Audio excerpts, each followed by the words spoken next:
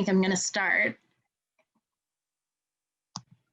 Hi, my name is Prerna Reddy. I'm the Director of Programs at A Blade of Grass, and I wanted to welcome you to this premiere event of two things. One is A Blade of Grass's new magazine, Confronting Enemies, which we just released and includes an interview that I did with Chanupa Hanska Luger, who is the lead artist or organizing artist of Settlement. And we also are a supporter of the project. Chanupa is a Blade of Grass Fellow for this year. And so we're very excited to be part of the premiere of this digital platform, the digital occupation that Settlement has become. With that, I just wanted to say a few words about kind of the moment that we're in and how what we're offering today, both as a magazine and this event, this premiere of the Indigenous digital occupation fit into that. Confronting Enemies came to us as a theme because we feel that we're in a political moment where our democratic experiment is in crisis. Our basic human survival is in crisis. Our political moment is very polarized amongst various ideologies. And we're all in this moment of trying to think about what ways are we part of or part of the solution to ending systematic abuse and harm that may be outside or within us. And so we look to artists and cultural producers, creative people to help us think about how to move beyond that moment and to generate positivity in the world, to create alternative solutions to how we might address harm and trauma, but also create new paths forward for ourselves and our planet. And so this is kind of our offering as an organization, and we're thankful to be in partnership with Chanupa and with so many of the collaborating artists, a few of which we're happy to have here today. It's going to be a packed event, so we're going to roll through pretty quickly. I'm just going to remind everyone that this is a meeting and not a webinar, and so please keep your mics off unless you're called to speak. And that you'll be able to ask questions through the chat function, and we'll be trying to keep track of that, and I'll try and incorporate as a moderator those questions in our various conversations that I'll be having with the participants today. Please, because video is on for most of the time, I'll ask you sometimes to turn it off when we have performances and the like, but include your name and your preferred pronoun in that so we know how to recognize you when you're speaking. And if people also want to share their own projects and resources through the chat, we welcome that. We want it to be a lively dialogue and a place where people are gathering and sharing things and not just presenting things. So with that, I'd also like to say that we do have a closed captioning, live closed captioning that is going to be starting soon, I think. So if anybody wants to have that available, please add that to your functionality on your bottom bar. I also wanted to thank Margaret Stern, who's our Zoom pilot today, and making sure that we get to see all of the wonderful media and performances as they're scheduled. Maybe we can go to the schedule right now, the schedule slide. There we are. So as you can see, we're a few minutes behind. I'll try and pick the pace up, but right after I speak, I'm going to be inviting a couple of folks from the Indigenous Kinship Collective to do a land acknowledgement and also to speak about their organization and their activities. And then we'll move into a kind of overview that will be provided by the organizing artist of the Settlement Project and what are the key themes that emerged in this project around what it means to practice contemporary indigeneity. And as mentioned, we have a live performance that is happening with musician Laura Ortman. And then we'll be speaking with filmmaker Rizal Vinali, who has been making mini documentaries of many of the participating artists in their own sites.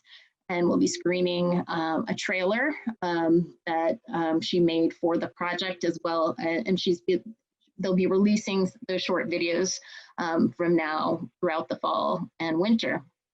And then we'll have a conversation with Chanupa and Marie Watt, who are collaborating on their project for settlement and also exhibiting together.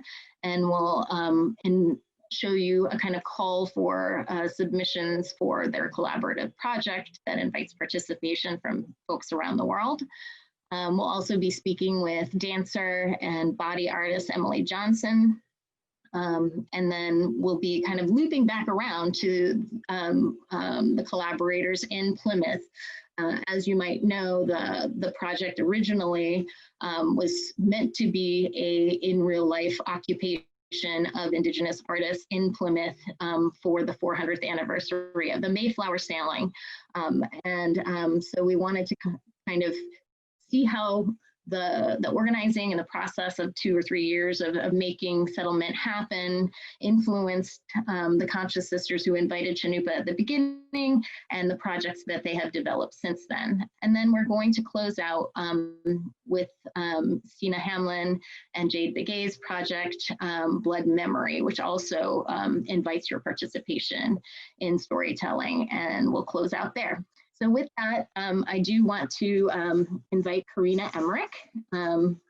Karina is a designer and a fashion artist. Her colorful work is known to reflect her Indigenous heritage stemming from the coast's Salish territory, Puyallup tribe, with a strong focus on social and climate justice. So Karina will be reading a land acknowledgement, and then I'll invite Regan DeLogans, who's another Indigenous Kinship Collective member, to speak about their work. Karina? Hello, Haslahel, Tuagwalapu, Gwalapu, Daisha, Deseayaya, Karina Emmerich, Tsitsa, Talal Chud Puyallup. Hello, everybody. Hello to all of my relatives, many people here that I know and I love. I am Karina Emmerich. I'm originally from the Coast Salish Territory, Puyallup tribe. Regan, would you like to introduce yourself along with me? Hell yeah, I would. Halito, Sahachufayak Regan, Mississippi Chatasia Hoke, Hatakobasia Hoke, Utalia Lenape Hoking. Hi, my name is Regan. I am Mississippi Choctaw and descendant of Quiche of Guatemala. I'm also a member of the Indigenous Kinship Collective, and my gender is Hatakolba, which is a third gender, so please only use they, them pronouns for me. And I've lived in occupied Lenape-Hoking for about 13 years now. Yeah, I also have lived in occupied Lenape-Hoking. I'm currently on Canarsie territory. So today I would like to read you an acknowledgement for the Lenape-Hoking, which is the occupied territories of New York City, because many of the artists today are coming from those territories. So we would just like to acknowledge that. I would like to read the words in an acknowledgement for the land that we're holding space on, many of us, from our Lenape Kinjo Whittle of the Delaware Nation of Oklahoma and the Caddo Nation of Oklahoma. So I will be reading his words today. Greetings, Wanishi. The city of New York is located on the traditional homelands of the Lenape people, also known as the Delaware Tribe or Delaware Nation. Lenape people call our homeland Lenape-Hoking. It encompasses part of southern New York State, all of New Jersey, eastern Pennsylvania, and Delaware. The Lenape-Yoke were violently forced from our homeland by multiple broken treaties, outright war, racist massacres of unarmed innocents, and scalp bounties placed on the head of every man, woman, and child. Today, there are 3 federally recognized diaspora communities of Lenape-Yoke in the United States and 2 in Canada. They are the Delaware Tribe of Indians in Bartlesville, Oklahoma, the Delaware Nation of Oklahoma in Anadarko, Oklahoma, the Stockbridge Munsee and Mohican community in Wisconsin, the Moravian Delaware of the Thames in Ontario, Canada, and the Munsee Delaware Nation at Munsee Town in Ontario, Canada. Most of the Lenape-Yokan main political and cultural body of the tribe ended up in Oklahoma after repeated forced removals and relocations spanning over 50 years of exodus, leading halfway across the continent in what most of us call Turtle Island. So just wanted to, Joe wants to say thank you again, Wanishi, for hearing and holding space for these words today and for honoring our ancestors and the spirits of this land, Lenape-Hoking. So again, I want to just say thank you to Joe Whittle of the Delaware Nation of Oklahoma and the Caddo Nation of Oklahoma for sharing his words today. And if you guys know, if those of us who are located on Turtle Island know the land that you are on, go ahead and drop that in the comments and acknowledge where you are. Go ahead, Regan. Yeah, Koki, Karina. Thanks, Karina. So we were invited, actually kind of last minute, which I'm not mad about. I just didn't know what the fuck I was doing. But I'm here now, and so is Karina, so let's crush it. So we're members of the Indigenous Kinship Collective. I just dropped our link in the chat. We are a group of badass babes, and we crush it every day here in Lenape-Hoking. But I guess I should be relatively professional and read our mission statement, which, as I said, I dropped it in the chat. So we're a community of Indigenous women, femmes, and gender nonconforming trans folks who gather on Lenni Lenape land to honor each other and our relatives through art, activism, education, and representation. And we are known to sometimes light a cop car on fire. We, as matriarchs and knowledge keepers, center our intersexual narratives by practicing accountability with community and self-determination. We uplift intergenerational Indigenous voices and welcome mixed race, non-enrolled, Indigenous femme, non-binary, trans, and two-spirit people. We denounce colonial power structures of leadership and blood quantum. We are circular and work in harmony with each other. We are defined by those who came before us. And part of that defining by those who came before us is doing relatively uncomfortable but important work and realizing that we as Indigenous people coming into Lenape-Hoking also participate in the relocation of Black and Brown bodies by participating in gentrification. Many people here in this chat came to so-called New York City to further our careers, to go to college, to do all of those things in the heart of global capitalism. And it's important for us to acknowledge and be accountable to participating in the continued violence against Lenape-Hoyok, Canarsie, Shinnecock, Munsee, Rockaway, Ronkonkoma, and a number of other nations. So I'm really excited to share space with y'all here today. IKC is really excited to share space with y'all here today. But I also want to remind y'all that we have a lot of shit that we have to unpack within our own communities, within our own tribal nations. A lot of it's based in anti-Blackness, y'all. So let's get on top of that shit. If you're interested in supporting any of the work that we do with IKC, please go to our website. We're pretty active. We've had the privilege of working with a number of people here in this chat, including Emily and Laura. So if there is something in terms of projects that you're interested in pursuing here in Lenape-Hoking, we should be the first people you reach out to because we're going to get you in touch with the people you need to be in touch with. Beyond that, Yakoki, thanks for holding space. I hope that's what you wanted me to say because that's what I done said. Let's get it, y'all. Thank you so much, Regan, and for reminding us, as I mentioned before, that the enemies are within us as well as without us, and that we need to do that work simultaneously to move forward with intention. With that, I'm going to invite Tanupa to come join us now as the lead artist or the organizing artist for this project to briefly talk about how settlement came to be. Started out as an invitation, an individual invitation, and turned into this very collaborative project. And I wanted to ask Tanupa to share kind of what emerged as the key principles amongst all of the participating artists about what it means to practice contemporary indigeneity. Dosha Maragua, Dishkag Nahudosha, Nitaway Hudosha, I'm Chinupa Hanska Luger. I come to you today from the Tewa Toa region. I am in a small town called Glorieta, New Mexico, and it's a mountain pass. So I live where people in time immemorial have passed through this region. Yes, thank you all for joining us today. I really appreciate all of the solidarity, all of the intersections, all of the communities that have come together.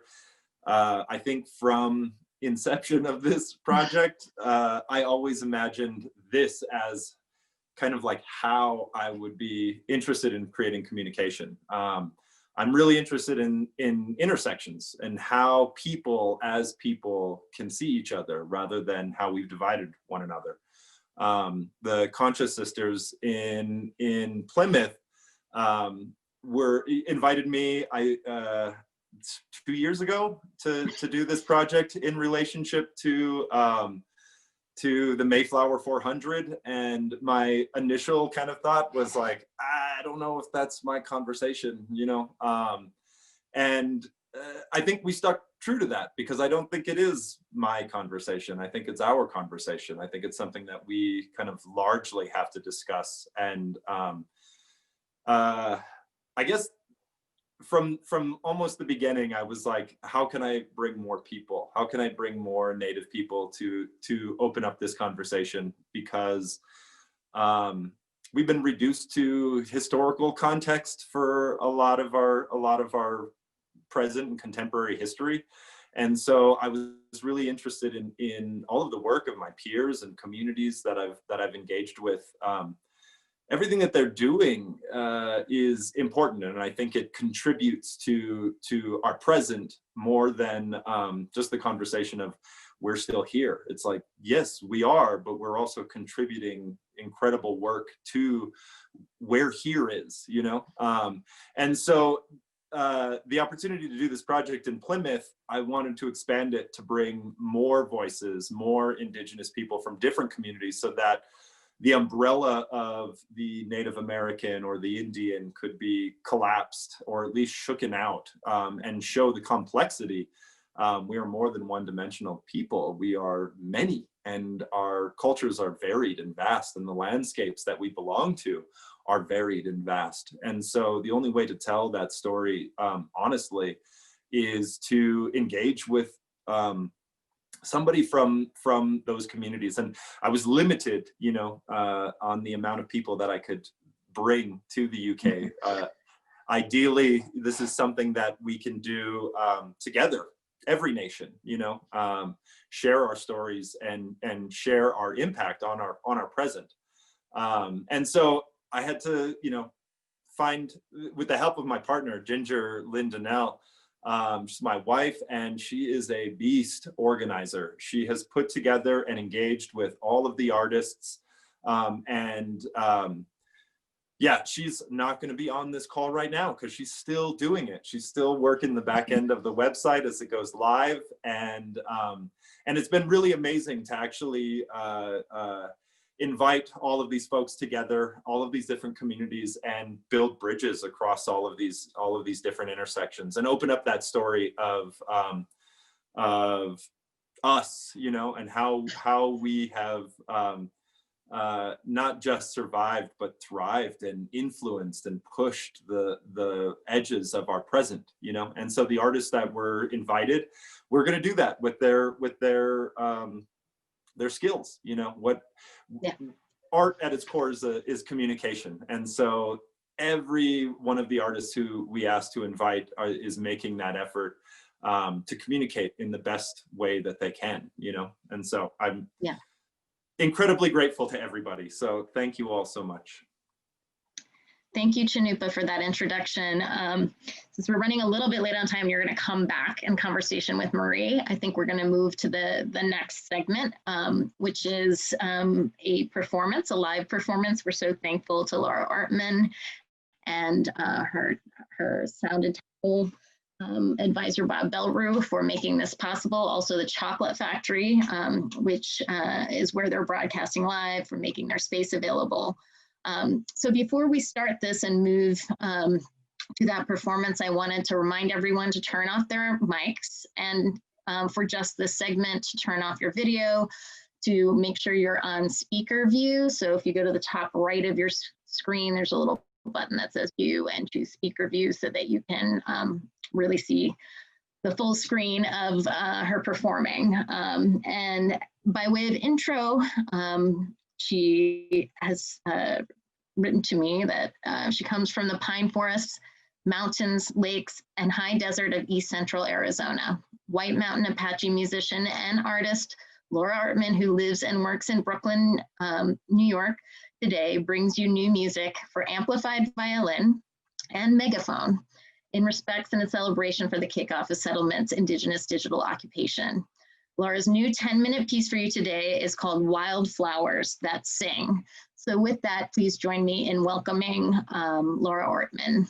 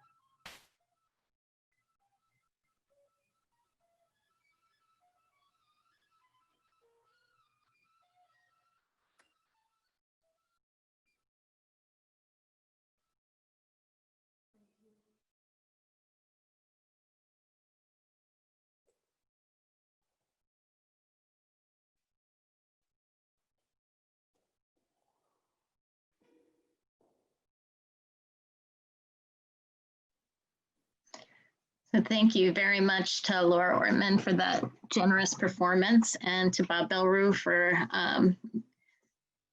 making a very difficult challenge of a Zoom live performance happen.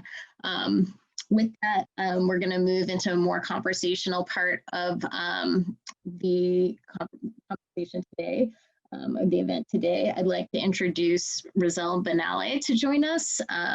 Rizal is Aglola Lakota Dene. She's a film director and writer. Can you say hello, Rizal? Yat e matakepi. Dona yahipiki yuha chante washte anape chiuzape ksto. She Rizal Benale nishe. Ogala kota nishle. Hanagani Bashishchi. Thank you. Thank you guys for giving me time and space today. It's an honor.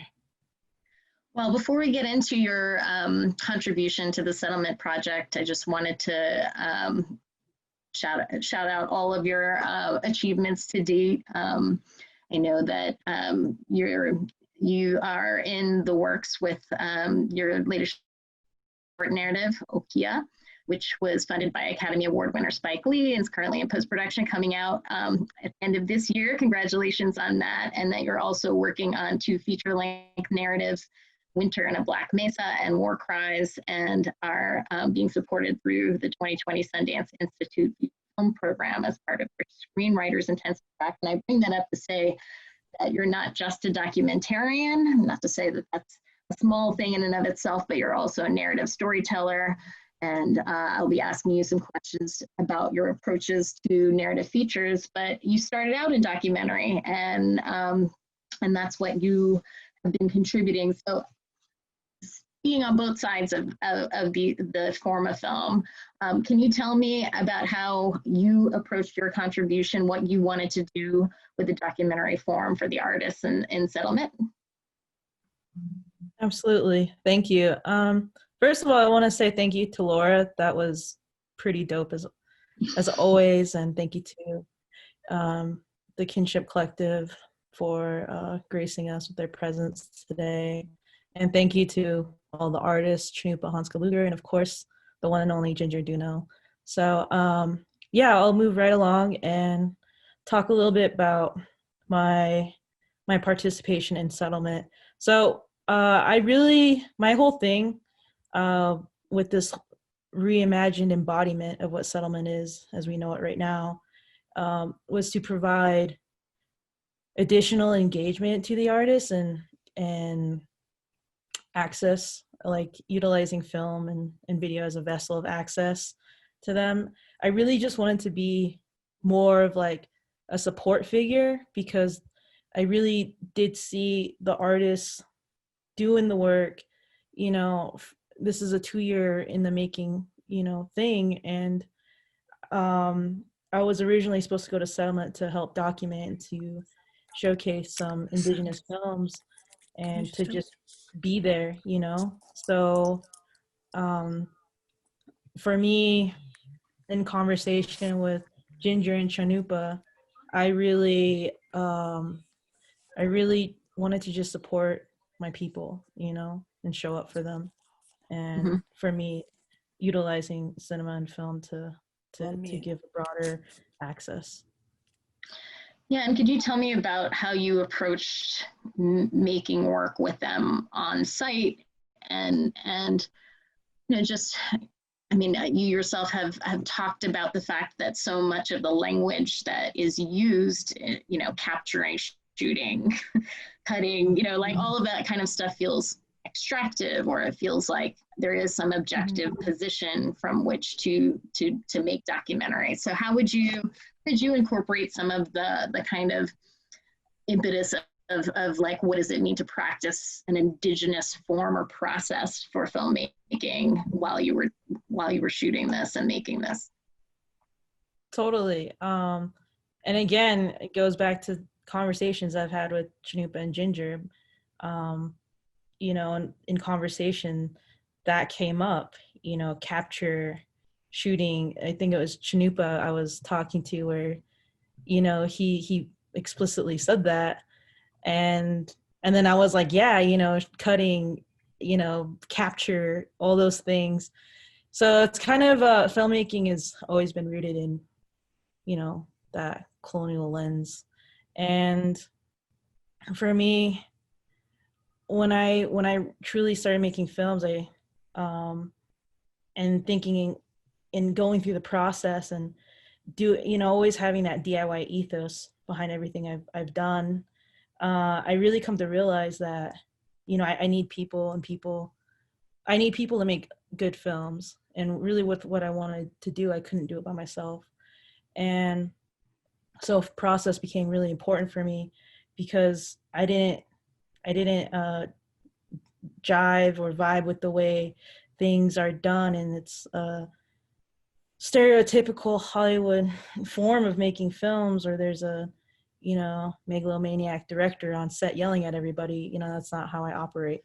And so when I approached the making of these films, it was important for me to kind of set aside those learned techniques and really invite each artist to show me and share with me and the subsequent audience of only what they wanted to show and share with me. And I wanted their input as to how they wanted to be seen. And I think for me, I didn't go in there wanting to impose and extract a story of what I thought was captivating and take that and then present it as this is who they are. I wanted them to very much have a say about who they are.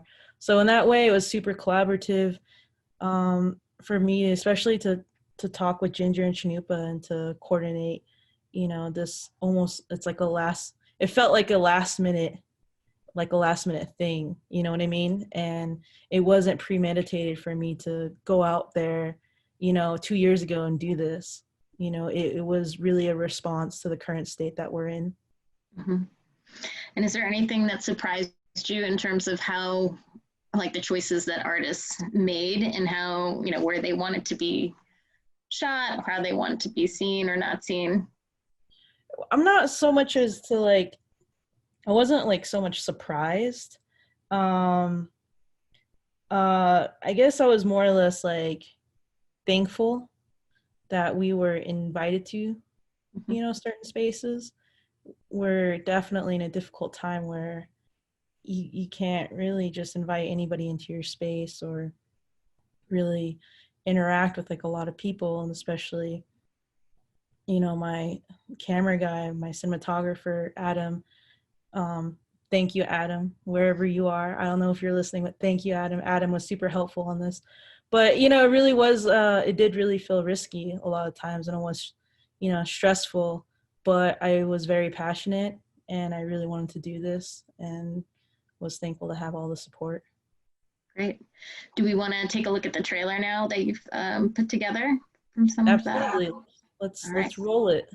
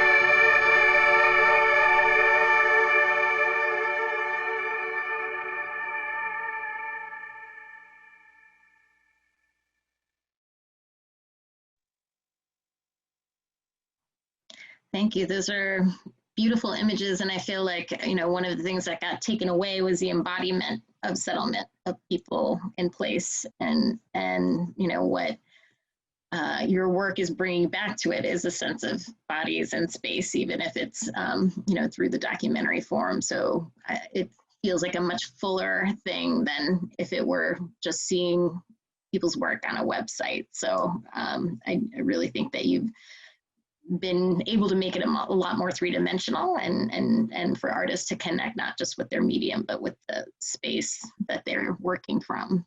So thank you for that. Thank you.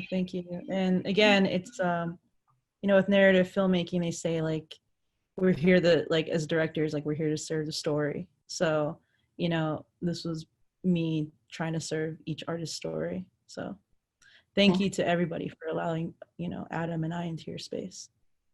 Thank you so much. And there's more films to come in films on individual artists. How are they going to be rolled out? Yeah, so we're gonna release one today. It's actually Chanupa. We're gonna release Chanupa segment today at 6 p.m. Mountain Central Time, and we are going to, from here on out, we're gonna release every Friday in the afternoon. I believe it's 1 p.m. Mountain Standard Time. Sorry, and I'm sure Ginger or people, Settlement, Chanupa will all be blasting when we put one out. So great. Yes, do sign up to the Settlement Instagram account, and I'm sure you'll be hearing as those things come out, and we look forward to following your work on a weekly this coming fall. So thanks, Rosella, again. I'm excited. Thank you. Now we're going to move on to a conversation. We're going to bring Chanupa back. And also I'm inviting Marie Watt to join us. You both say hi? Make sure that you're all here. Hello, everybody. Hi, Chanupa, and everyone. So I wanted to say a little bit about the fact that the two of you are having a side-by-side and collaborative exhibit at the Denver Art Museum soon. And that one of the things that brings both of your work kind of in relationship to each other is the centering on collaboration and process. And but you all never collaborated before, exhibited before, is that correct? That's correct. So what has that process been like? I mean, how did that evolve from kind of being put together, having your work be put together in an exhibition context, and how did you get to know each other as collaborators and come to an idea for an artwork that you make collaboratively together? Let's start. I'll go. Yeah. So I've been aware of Marie's work. Her work is amazing, and always have been a fan. And we met once before in Portland at the Native Arts and Culture Foundation grant fellowship gathering. But it was brief. I was just in the crowd as Marie did an introduction, and but we didn't actually really kind of meet until we were in New York, Lenape hooking at a karaoke joint. So it was pretty random. Walking into this space and singing, but I think that's a good way to introduce yourself in a way that is removes all barriers, I guess. And that was the first time that I got to kind of hang out with Marie, and then another person who was there was John Lukovic at the Denver Art Museum, and he wanted to put together an exhibition of Marie and I's work. And as we were kind of going through the catalog of what to present, we realized that we should do a project on collaborative work because it was embedded in both of our practices. It was something that the Denver Art Museum was interested in. And both Marie and I had never collaborated. And so, yeah, we opened up this opportunity to work together, devise an idea that had to shift because the world is shifting. And what we're going to present is basically kind of like how we got to where we're at. I don't know, Marie, do you want to put in anything there? I mean, I would add that the first time Chanupa and I really got to hang out and spend time with one another is when our families converged through an invitation of the C3 initiative. We went to Camp Colton, and it was this August. We both have kids, and so it was a really nice opportunity for our families to like come and share space and be outside at a time where everyone in lockdown. It was actually felt almost as if we weren't in lockdown, even though all the lockdown practices were being recognized. And prior to arriving in that space, we started talking about what we might want to work on together collaboratively. And in both Chanupa and my work, we really are interested in this question about how we're related, what stories do we share, and how do these relationships not just extend to fellow humans, but also to animals and the environment. Do you want to pick it up from there, Chanupa? Yeah, thank you, Marie. It's true. C3 Initiative did create the opportunity for us to come together and actually start working and developing this idea. We knew that we wanted to create a relationship of this idea of like shelter and what it means to be taken care of in this way. But we didn't want to reduce that to our human experience of what that means. And I guess Marie had a piece that inspired kind of the direction that we ended up working towards, which was she had a large she-wolf. And we were talking about like that space between the front and hind legs of a she-wolf to a cub. Like that is the most sheltered, like to be taken care of in that way, to be feeding from your mother, to feel related in a way that is I don't know, the most honest and the most kind of like pure idea of what shelter and safety is. And so we extended the idea of creating a large wolf form because we wanted to talk not only about our connection to one another and our relationships in collaborative work and that kind of like extended connection to non-human species. Indigenous people for time immemorial have relationships to non-human species, these kinships that are strong, and that bond connects you to the land, connects you to place, not as something special or that has the powers of dominance, but something that's an extension of. And so we thought that to create a large animal figure that became the space of shelter and to cover that figure in what we're asking for, which are bandanas that are used to protect you from a germ when you're in public, also to protect your identity in relationship to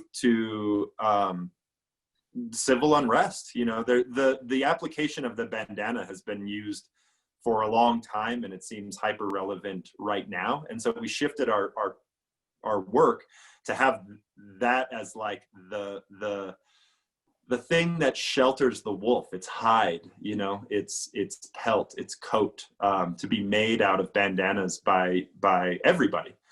And so we thought that would be like the connecting material for everyone to participate, is to embroider their experience, embroider how they're feeling in relationship to our present time onto a bandana, and then share that with us, and we will use it to cover our large large canid form, our she-wolf, as a way that like everybody can help shelter her and she can help shelter everybody. And so this reinforms that interconnectedness. And Marie, before I share the video, which shows you how you can participate, and we look at some images as well of bandanas that people have sewn for this project, I see that you're sewing right now, or appears to be. And so, I wanted to talk about the sewing process within your practice and the invitation to sew and sewing circles as a form of gathering and learning, and why that speaks to you. Well, so I've been practicing sewing circles for about 15 years. I think one thing that's important to know is that they're very different from sewing bees. Sewing bees were actually used to colonize Indigenous women and girls, and so this in some ways feels like a remedy to that. But what I'm really interested in the sewing circles is just what happens when you're working with something as familiar with as cloth, and when your eyes are diverted, stories tend to flow. And so it's less about what is made and maybe more about the connections that happen by sitting next to a neighbor, somebody you might not know, and walking away knowing that as Gordon Bettles, who's a Klamath elder and former steward of the University of Oregon Longhouse, used to say, my story changes when I know your story. And so I think that that's what happens during the sewing circles. They're also really an example of like how Indigenous knowledge has historically been shared through multi-generational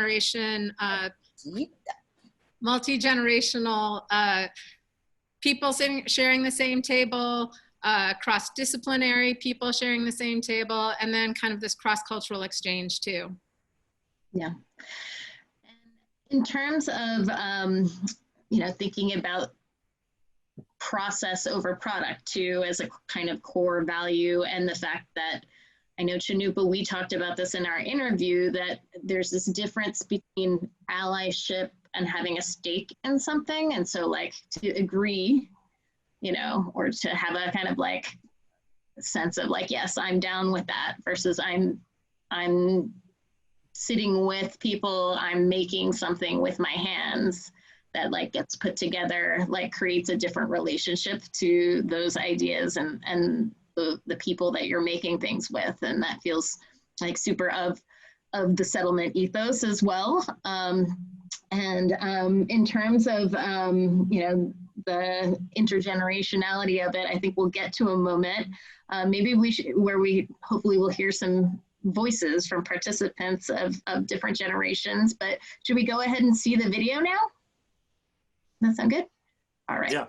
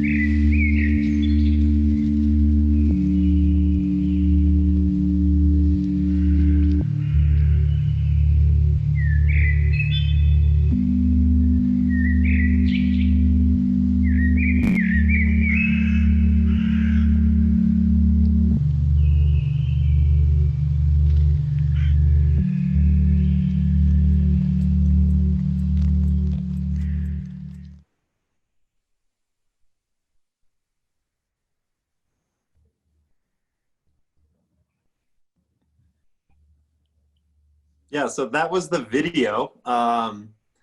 It was filmed with support from the Native Arts and Culture Fellowship out at Camp Colton with C3, and was edited by our own Roselle Benally. So I've worked with Roselle quite a bit.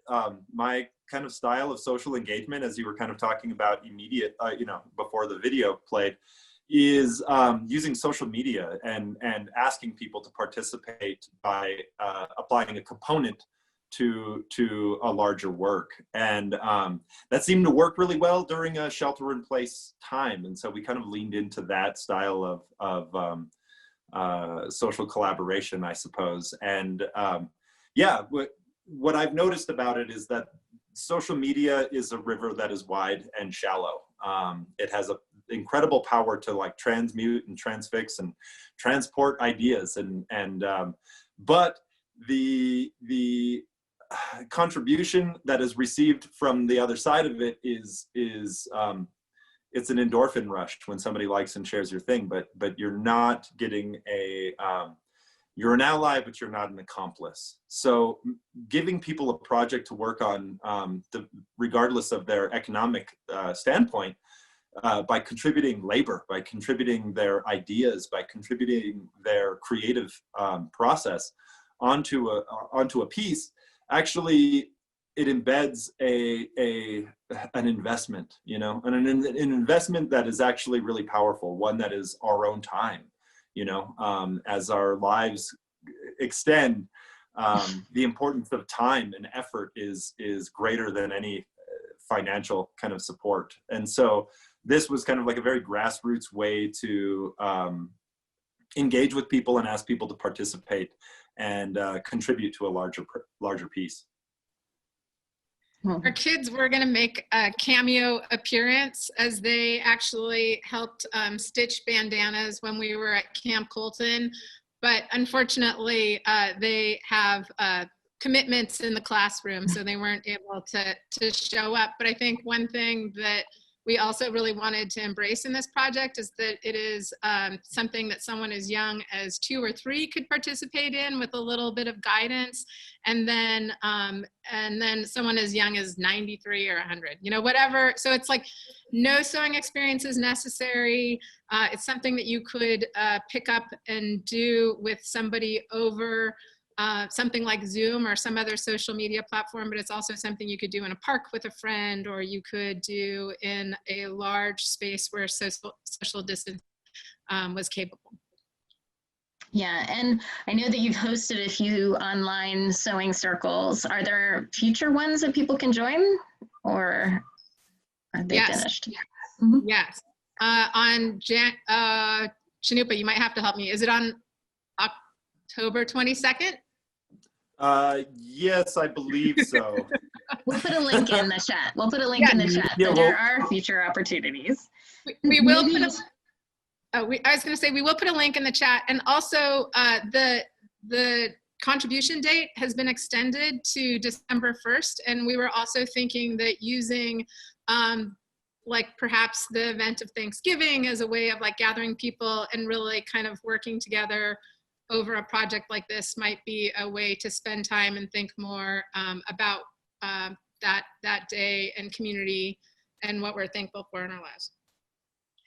Great, thank you so much. I'm just going to quickly, we're not going to talk over this, but maybe just show really quickly. We have some images from some submissions that have been turned in. Can we see some of those? And there's an example of a digital sewing session here, and then we can go to, and these are previous pieces that you've made involving embroidery and sewing.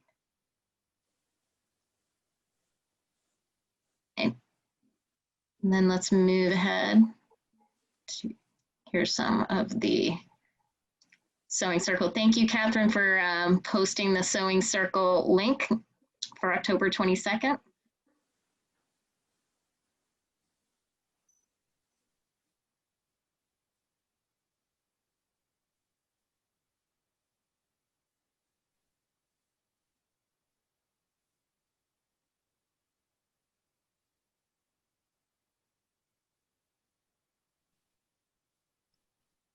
These are beautiful. Thank you so much, Marie and Chanupa, for sharing this project and inviting us all to participate. And we wish you the best of luck. We're looking forward to being at home with the she-wolf when it's completed. So next, we're going to move on to speaking with Emily Johnson, who is a body artist or body-based work, an artist who makes body-based work, and is also a land and water protector and a choreographer who is now based in New York, but has Yupik heritage. And Emily, can you wave just so that we can get you on screen? Hey everybody. Hi, Emily.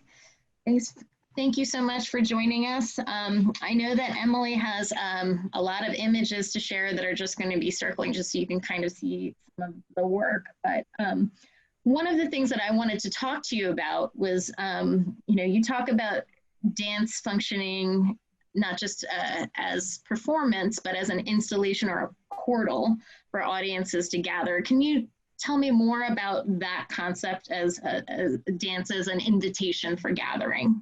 Yeah. First, just thank you so much, everybody here, and Karina and Regan and Laura, Roselle. Chinupa, you and I also met in person for the first time on a karaoke night. I don't know if it was the same one or not. Marie, I get to see your work here on Wednesday, I think it opens. I'm so excited. Roselle and I are gonna go. So it's just really wonderful to be in this space with you all. Just really briefly before I get to your question, I'm Yupik, grew up on Dena'ina land. Up in Alaska. I live now here in Lenape-Hoking on the Lower East Side, sending my love and gratitude to Lenape land and ancestors, and also my respect to the land and the ancestors where you all are right now. I am a dance maker and organizer, gatherer of people. And I want more than anything to be a mom and to have our land returned and for liberation for our Black kin, and that care and wellness of our communities is directed by our communities.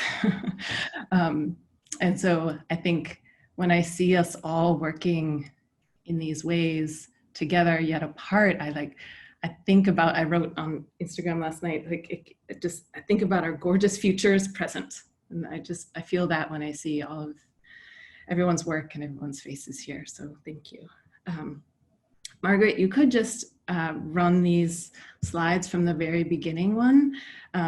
So everyone, these are just slides of 3 works that are related to what I will be sharing via settlement, but I won't be talking very specifically about the slides.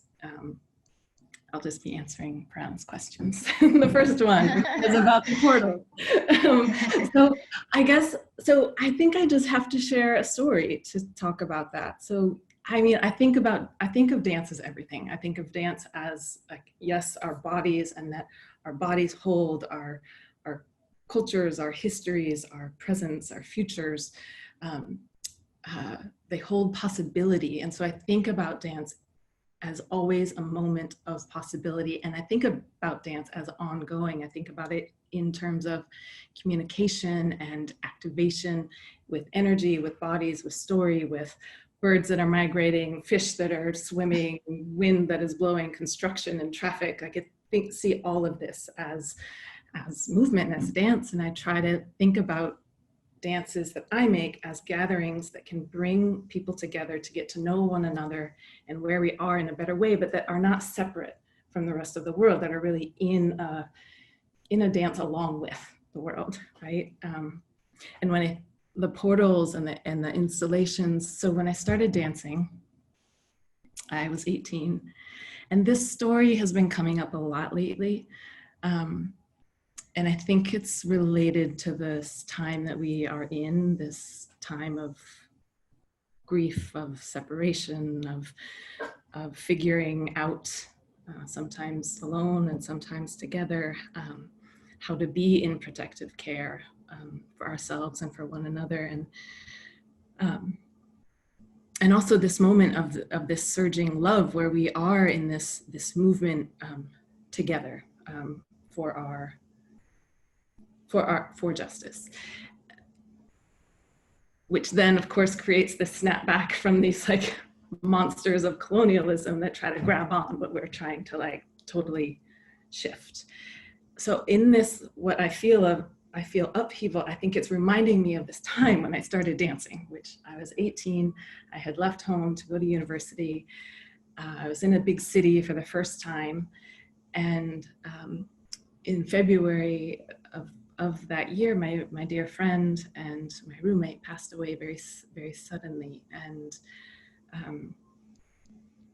in my grief at that, death wasn't new to me, but it was, this one was very particularly shocking. And in my grief, I stopped everything. I stayed in bed and I didn't want to do anything. And I probably could have stayed that way, but my parents came to help me, and very slowly I started to go to one of the dance classes I had started taking just for fun. I had started taking ballet and modern just for fun in college. But it was one day dancing. I was in my grief. We were improvising. I had my eyes closed. And I was listening to the instructor, and she was giving us instructions about following intention, but choosing your intention from within. So maybe you don't choose that first idea, but maybe you go with the second, or maybe you dig into that a little deeper and you go with your third. And so I was like fully inside of the cells of my body and still in grief and dancing and moving and probably finding a little pleasure in that. And I could see and I could feel for the very first time the grief that I thought would always be there, like shift just suddenly and slightly, like I could feel it and I could see it. And it looked like how, you know, how dust looks when sun is coming through, and just, it looked like it looked like that, just pulling from my body. And I knew it was nothing I was doing. It was this form of dance, which I knew nothing about. And I decided then in that moment that I had to know, I wanted to know what this very powerful form was. And so I started to look at my fellow students, classmates. I started to wonder what their stories were. I started to wonder what they were experiencing each moment they were dancing. I started to see like lines of energy and communication between them and amongst them and outside of the walls that we were dancing in. And I think that this, because dance came to me in that day and in that moment in such a powerful way, I try to respect and try to know that I do not know fully the power of this form, but that it is in all of us. And then I try to find ways that it's an invitation, an opening into this portal. Not that you even have to move. Like, it's not even so much about the movement, though I care very much what that is. It's about that intention from within. And it's about finding the right pathways for that intention, I guess, forward.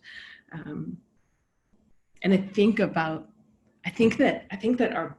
our bodies and our intentions and that focused energy has the capacity, in a very particularly Indigenous way, perhaps, like has the capacity to move us through space, through time. Like time travel and space travel becomes very easy. I've practiced it, you know, I've been in two places at once because I tried really hard for 10 years to do that, you know, and it can bring our visions into the present.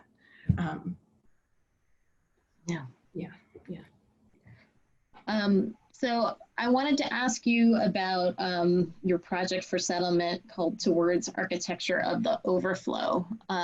What does the overflow mean? And, you know, what does it signify as spilling, you know, past its borders? Yeah.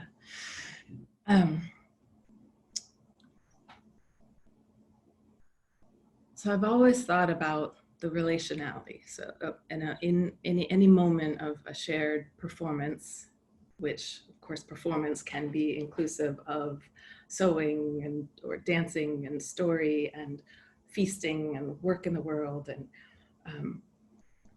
I always think about the possibility of relationships being built in that moment between human to human and also between humans and our more than human kin. And think of the resonance that can happen. Like once you build a relationship, you come together for a shared experience, you build relationship, and that can build resonance forward. And I've always loved that about gatherings and about performance. But now, very particularly, I want to try to see if I can create some structures. So the architecture of the overflow is to try to design some structures and some systems for community self-determined action, that from a performed moment, that action in the world can tangibly take place. Maybe you're not relying so much on resonance or on possibility, you're actually creating some this trellis forward or something. And I don't know how to do that. And so I'm trying to gather a bunch of brilliant people, friends and scholars and other artists, to think about this with me and to practice it with me and to try it with me. And that comes through discussion and writing and other performance activations. And so toward architecture of the overflow is what settlement is, because the two events that we'll be offering are a discussion with my dear friend, sister, thought partner, conspirator, Karen Recollet, a Cree futurist, and Joseph M. Pierce, Cherokee scholar, will be talking about this essay that Karen and I have been writing through the pandemic.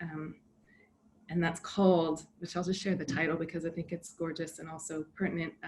It's called Breathing Within a Burn, a Social Choreography of Grief and Gratitude, a Dance for Humans, Trees, and Fire as More Than Human Constellations. So we'll be having a public discussion, and then at another point, we'll be watching, viewing, and then kind of together witnessing filmed performance of a work that I recently did in collaboration with Jeffrey Gibson Sculpture at Socrates Sculpture Park. And that conversation will be again with Karen, Camille Usher, and Dylan Robinson, because, you know, Karen and I were walking in the woods in Aotearoa a few years ago. We were at a conference and we were talking about the Constellatory, and we took a trip and we're in the woods with a bunch of friends, and John Silboy, Mi'kmaq scholar, he started talking about processes as knowledging, so rather than research, like acknowledging processes. And so I guess I think about this moment, this time, as a space for gathering folks together in a continued activation of knowledging, a continued questioning, a continued curiosity, a continued like finding pathways, finding how we bring this gorgeous future really to the present together. Great. Thank you so much. I mean, I think one of the things that, you know, this really strikes a chord with some of the conversations I had with Chinupa about, like, what does it mean for an encounter to be generative as opposed to just confrontative or shaming, or, you know, that we're dealing with sometimes traumatic things coming up, but that can be something that is generative. How do you create a gathering or create a context in which difficult things can be turned into something generative for the future? And I feel like that spirit is something that is very much alive in so many of the settlement projects that I've come to know. And I feel like from hearing you, and I feel like you're dancing even when you're talking right now. you performed in some way, even though we're having this conversation. You can feel that energy moving within you, and we thank you for bringing that energy here with us today. So in the interest of time, we're going to have to move on, but thank you for sharing your thoughts, and we look forward to seeing how this knowledging comes into being. So we're going to move on to kind of where the project started, which was in Plymouth with the Conscious Sisters. Can you say hi? Hi. Thank you for being patient. It's very late in Plymouth. And, you know, but I wanted to kind of honor the fact that you all had this brilliant idea and that you were open to that brilliant idea expanding and changing, and you all also being moved by that. And what I wanted to do is talk about the fact that even though the in real life settlement, you know, as it was imagined, isn't happening right now, that in a way that energy, that discussion is impacting your work. You've had many years of history as socially engaged practitioners in Plymouth, but you have a new project called ClanKind that seems very much inspired by the time that you've spent with Chanupa and the other collaborators. So I just wanted to give you a little space to talk about that work and how it feels, you know, both of Plymouth, you know, as well as of settlement. Do you want to share the screen of the images now, or do you want to wait? Okay, let's share the screen of the slideshow. So I suppose it kind of started with a way back, actually. People have been talking about Mayflower 400, which was kind of for us very awkward, and we didn't really know what to do with it. But I did see Chanupa at Creative Time in Toronto, and we were looking for a way to reach out to great contemporary artists from North America, Canada, and the States to see if we could hook them into this. And really, we're very keen to kind of decolonize what we do. I mean, that's what we've been kind of practicing during this period. And Chanupa asked us what our indigeneity was, and we were just like, well, that's, well, we're kind of Welsh, and we're Cornish, and we're some other things too. And then we kind of looked at our family trees, and we did some digging there, and we could trace ourselves way back to, you know, a few generations in those areas. And then we looked at our DNA, and we thought, let's experiment there, because we didn't really know what indigeneity felt like. That's what we were kind of grasping for, you know. And we discovered that I was super Celt, but Karen had like Scandinavian, and I think she's got a bit of, is it Viking? I got Viking and I've got North African, yeah, and English, boring English, but yeah. and I had a bit of this little tiny bit of Indigenous Amazonian, so it was just more confused the picture rather than anything, actually. And then we just thought, well, actually, let's look at the place where we're in now and start developing our relationship with Plymouth and where we grew up, and look at the earth. Because one of the things about indigeneity for us was it was awkward because we're really keen multiculturalists, you know. And so Britain is one of those places that's been occupied by lots of different people, you know. These are so many, you know, you've got the Huguenots, you've got your Beaker folk, you've got the Celts, you've got the Vikings, the Romans, Anglo-Saxons, like, yeah, so Normans. I mean, it's continual colonization, basically. You have to go back 2,000 years to get back to our connection to the land, and obviously that's a long time ago.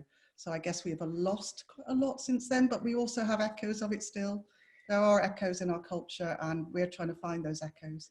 Yeah, and I think, so we thought, well, let's just look at the land where we are and start to develop a relationship with that. How can we do that? So we can look at the history, and we can look at the ecology of that land. And we felt that that was a really good place to start in terms of bridging our experiences with the artists that we were working with, and trying to find a way of connecting that was authentic to us and that we had in common. That commonality is worrying about the land and climate change and all those things. And we realized we had super lost touch with land and nature, like entirely. It's land, and it's also community though, and a community together that is caring about the land, and it has a sort of spirit of place about it, so you're kind of appreciating it all together as a community, and some of that can be missing, I think, in modern life. Yeah, and I think what we wanted to do with ClanKind was just create these little micronations. We're really keen on micronations. We've seen this work before, and look at just hone in. And we had this National Lottery Heritage money, and we had some really great funding from Arts Council. I have to give them a big up. They've supported settlement, and also so is Mayflower 400, so big up, thank you. And we really wanted to kind of hone in on landscapes, lost landscapes that are underneath our feet, you know. So we could look at Plymouth and we could discover that, you know, 2,000 years ago, there were rhinos here, and woolly rhinos and a Should we hyena. advance the slides a bit? Sorry, just I want to make sure that we're Yeah. looking at some things. Yeah, so so we have looked at lots of different lost landscapes in the city and created these little micronations, these little clans, and those clans are all about a flight of fancy. So first of all, we had a kind of formulaic way of looking at connecting people to place through embroidery lessons and sewing blankets and those kinds of things. And now we're sort of giving those groups agency to do and guide their own clan development, their own cultural development. Because like Chnooper and I spoke a lot about also ritual and how developing ritual moving forward was really important. Now this picture here is kind of an influence of ours. It's a photographer called Charles Frager who photographed still happening land-based practices throughout Europe. So that was quite an influence on us for costume and looking at things that are still echoes of the past and the Celtic traditions. So he was one of our research sort of thing as we used as influence for our project. So it's quite important I mention him. It's not our word. So yeah, and we do have some of our clan members actually. So we want to say thank you to people coming from Plymouth as well. It's late. And it's not bedtime just yet, but it'll soon be bedtime. It's my bedtime. And also from Ireland, the UK, Ireland, and people in Europe here. And hey, thank you, amazing artists. It's been absolutely wicked and wonderful. But we have some participants. It'd be really nice if we could, Freddie, to just draw down from them. So I wondered if Jin was around. Jin, are you there? Could you unmute yourself, Jin? Hello, I'm here. Thank you for inviting me. Hi, it's lovely to be here. So how do you feel that this has connected you to the landscape and the land? And well, to spend time at Devil's Point, where we the sea meets the land. It was a part of the city that I knew and loved going to, but I didn't know anything about it. So I've learned a lot about it through different ways, and then I've been very grateful to the opportunity that you gave me to use the sea to make a ritual, and that was really just really special, because I hadn't anticipated how it was going to inspire me, and it was very spontaneous and really from the depths of the unconscious, the sea itself, to, you know, find myself giving back what I was being given and doing this ritual on the land beside the sea with my clan.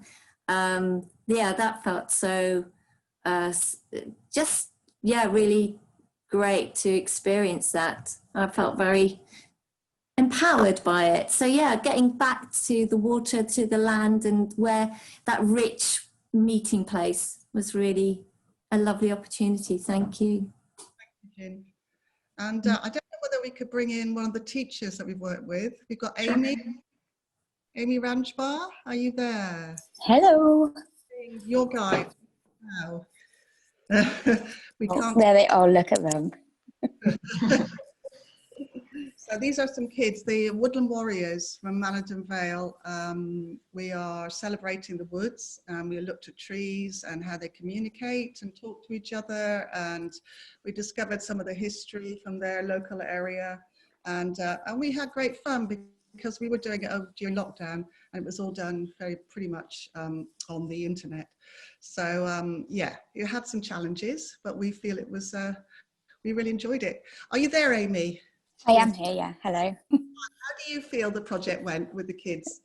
Well, I spoke to some of them today, and all of them said the main thing was it made them just feel really happy, and they loved knowing where they walked on their daily walks, what that has been previously. They loved the fact that the familiar places had so much that came before them. As well, they said that they've started to look at found objects in completely different ways. So instead of just walking by, they've been picking things up and working out what they could use it to create something new, which has been amazing. And also, because obviously this took place over lockdown, lots of the families involved as well said when it felt as if the whole world was getting much smaller, it actually became so much bigger for them because their children were able to take them and show them the local environment and the land around them. Yeah. We weren't able to see the land, were we? Because we were stuck inside. So we were kind of using it with our imagination, really.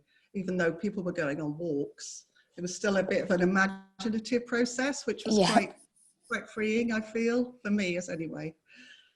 Thank you. Thank you, Amy. Thank you very much. And one last one, if we can just slip in, is Joe Lewis there? We had a great clan called the Barbican Buccaneers, who were inspired by the story of a very famous lesbian pirate in Plymouth called Mary Read.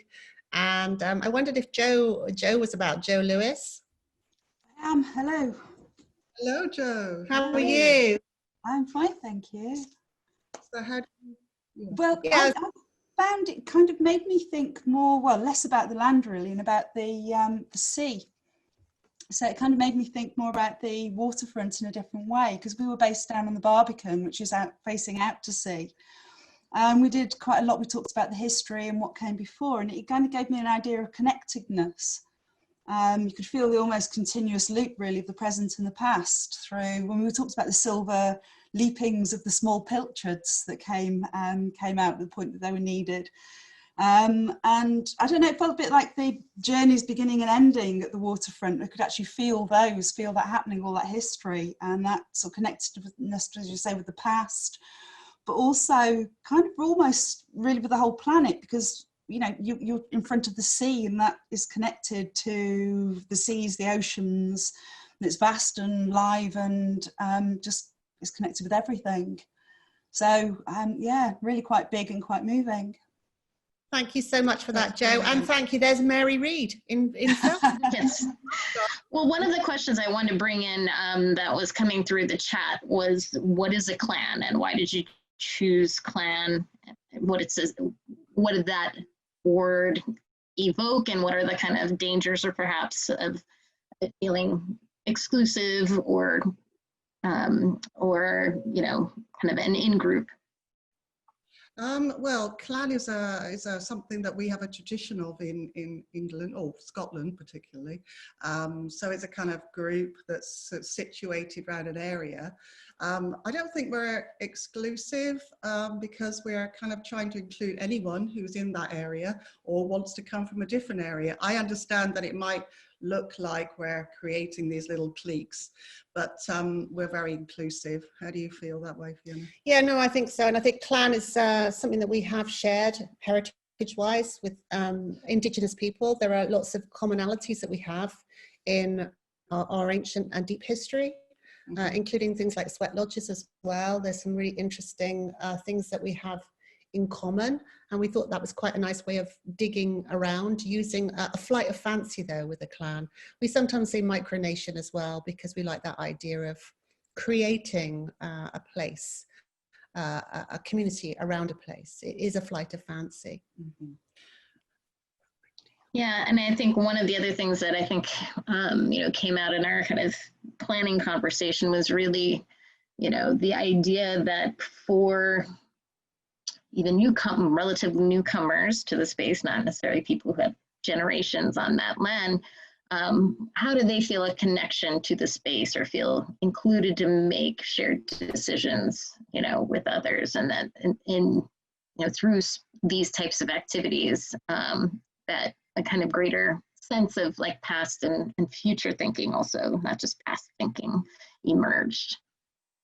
Well, I think it's just connecting people to things that have been there and they don't realize, and doing that collectively can also be quite, I don't know how to explain it really, but it kind of forms you as a group, and you kind of, how would you explain it, Fiona? Yeah, I mean, I think it is a construct, you know. I think it's a stepping off point, a clan, and I think looking and talking to people and learning about different aspects of the history and heritage, and then giving the clan the agency to decide what they want to learn next. So they've been guiding their own clan developments. They say, yeah, we want to do a blanket, because originally we were going to create blankets for all the Native American artists that came over, and we were going to wrap them in blankets as a way of welcoming them, because we understand how tricky and problematic blankets were. Yeah. And we wanted to use those as a way of Welcoming them and telling them about our culture. So that was how they kind of originally were envisaged. But now, you know, it could be that the clan group want to do an oral history archive, or it might be they want to take a photographic project. But when they're a group together online, or maybe even in real life, that's when, you know, they decide how they're going to steer creatively their group. And we're just about to start an orchard clan and look at wassailing. And, you know, it's going to be a really interesting and lovely autumn winter. It's giving everyone something to look forward to, you know. Great. Well, I know that there's a video that you all took great pains to make, and I know we're running out of time a little bit. So what I'm going to propose is that we move on to Stina Hamlin and Jade Big A and talk about their project first. And then for those of folks who want to stay on, we can play that video, which is of a location in Plymouth that you all have not at all felt like it's not possible perhaps in the future that you know, this exchange can happen in real life, and it's sort of a virtual invitation for another place that has these kind of layers of history to engage in, and it's quite fun. We want to give people a sense of what does Plymouth look like, you know, but just in the interest of time, we might move forward and then come back. No problem. All right, thank you so much. With that, I wanted to introduce Stina Hamlin and Jade Big A. If Jade is here, I'm not sure. We were hoping for her presence, but I know Stina is here, and wanted to ask them to talk about their project, which, like Marie and Chanupa's, is also invites folks' participation and sharing of stories. They have a project called Blood Memory. So Stina, are you with us? Can you say hello? Hi. Is Jade here?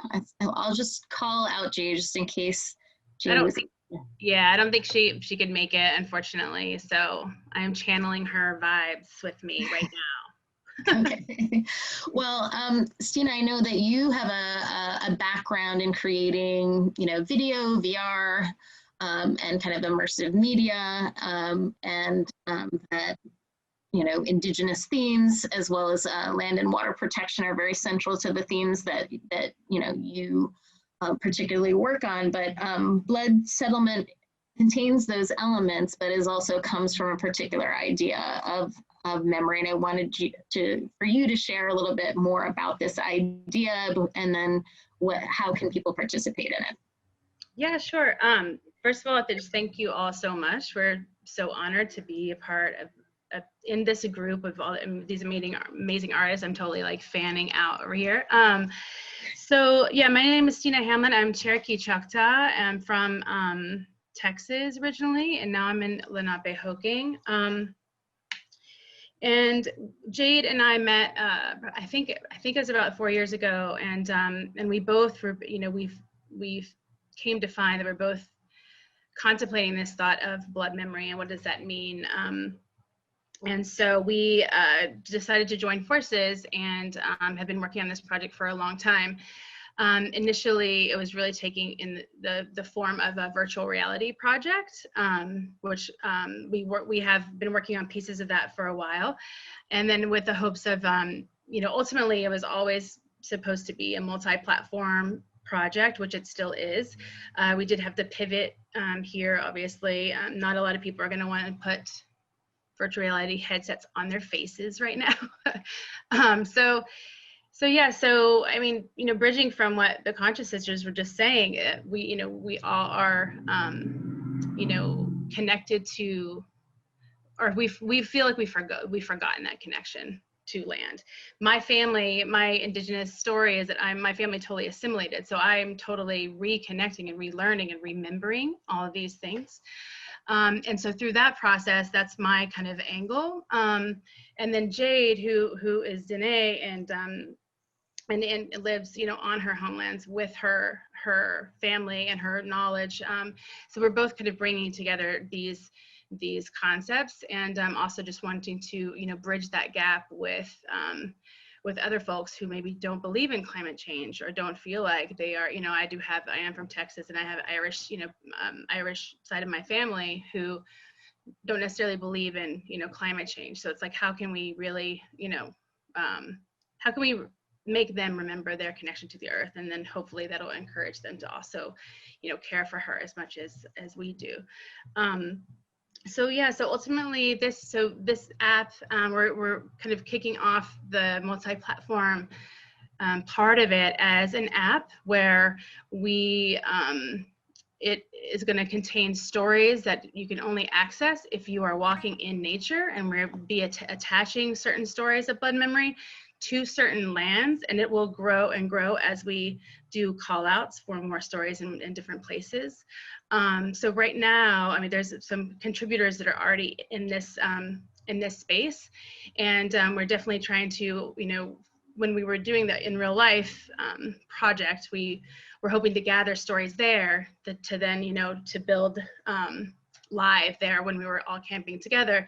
But this is a great way for us to still do that and include other artists from this particular exhibit, but also just, around the world.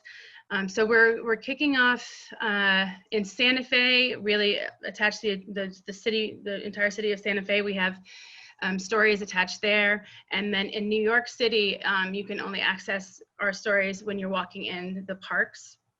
So we want to make sure that our audience is walking in nature as they're listening to stories of reconnection. And we're hoping that that's going to then inspire them to also connect and then share their story ultimately.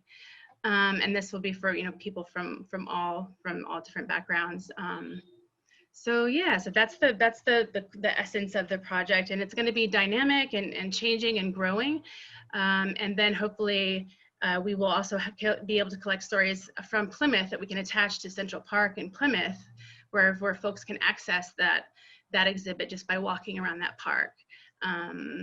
So follow our social media, and we'll be ramping up the call out for stories. Right now we're just launching like curated stories that we've gathered, and we'll kind of roll out a new one every week.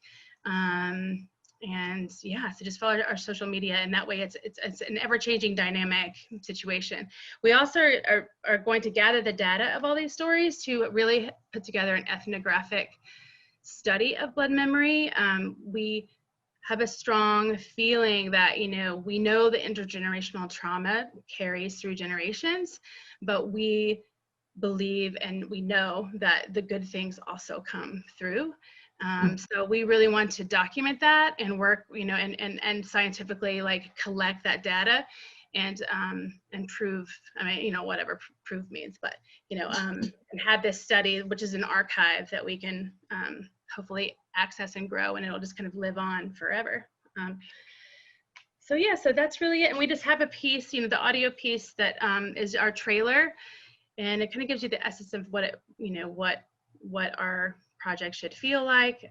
It's definitely all about how you feel when you're listening to these stories, and really just kind of like going within and remembering your connection that we've really come far forgotten these days. But thank you, Stina. So should we hear the clip now? Yeah, that would be great.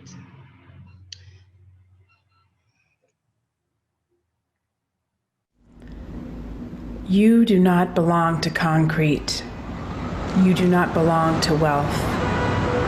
Your original instructions are not manifest destiny. Not to conquer, not to divide, not to dominate. Do you remember that? Do you remember that your identity is embedded here, in this ground, in this earth? Can you feel it in your blood? Do you hear the ancestor within you calling you home? Can you feel the ancient song that flows through your veins? You are not just flesh and bone. You are ceremony carried through time. You are wisdom of how to maintain balance. The ancestors did not need to write down what you need to know. They entrusted the mountains, the hawks, the sagebrush, the cedar, and the rivers to tell you. They whispered and weaved the message into the fabric of your body so that no one could take it away.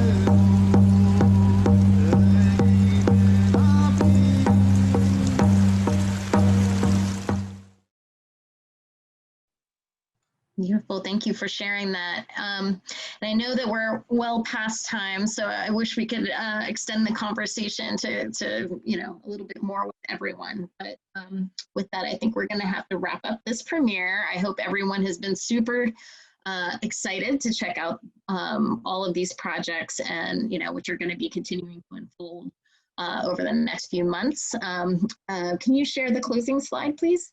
I just wanted to, you know, invite all of you to take a look. I know there's been a lot of love and hard work. Thanks again, Ginger, you know, for doing a lot of the work to get all of, like, collect all of these projects together and create a platform for them. Here you can see the website as well as the Instagram handle. Please sign up, follow. This is just the beginning.